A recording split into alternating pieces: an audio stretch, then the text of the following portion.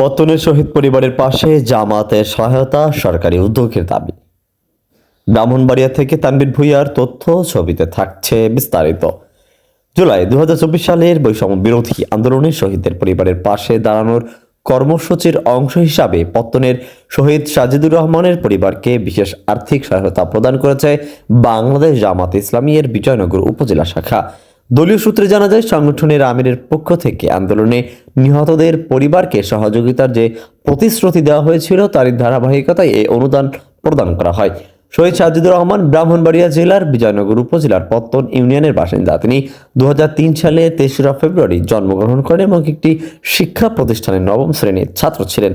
2024 সালের 21 জুলাই কোটা ব্যবস্থার রায় ঘোষণার আগে ঢাকায় চলমান বৈষম্য বিরোধী আন্দোলনে অংশগ্রহণকালে গুলিবিদ্ধ হন সাজিদুর রহমান। পরে গুরুতর আহত অবস্থায় চিকিৎসাধীন থাকাকালে 24 জুলাই তিনি মৃত্যুবরণ করেন।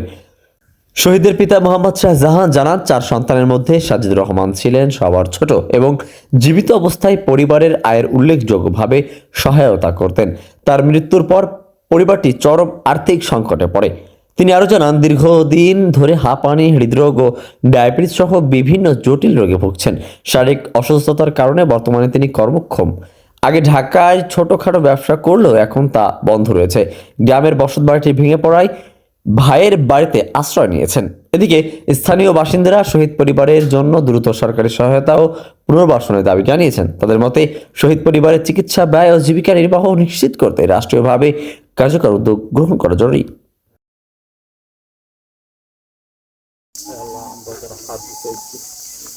আল্লাহ, তোমার এই জমিনে তোমার বিধান কোরআনের শাসন প্রতিষ্ঠার জন্য দিয়ে আমাদেরকে আল্লাহ জীবন দিতে পারো। আল্লাহ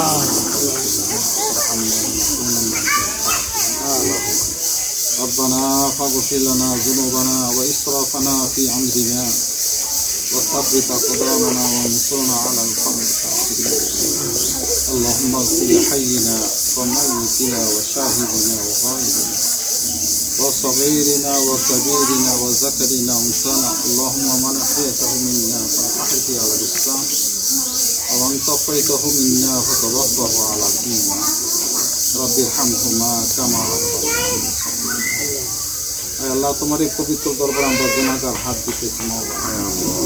আল্লাহ, এই সাকিবকে তুমি ক্ষমা করে দাও। আমিন। গুনাহ মাফ করে দাও। আমিন। তাকে শহীদ হিসাবে তুমি কবুল করো। আমিন। তাকে জান্নাতুল ফেরদৌস দান করো মাওলা। আমিন। আর পরিবারের পুরুষরা যারা কবরবাসী হয়েছে তুমি তাদেরকে ক্ষমা করে দাও। আমিন। তার ওসিলা তুমি তাদেরকে ক্ষমা করে দাও। আমিন। আল্লাহ, তার অবস্থান বা তার বেঁচে থাকা তার মা বাবা রাষ্ট্রীয় যারা রয়েছে তুমি তাদেরকে ক্ষমা। শেখ আলী আকবর, গাংচিল টিভি, রিপোর্ট।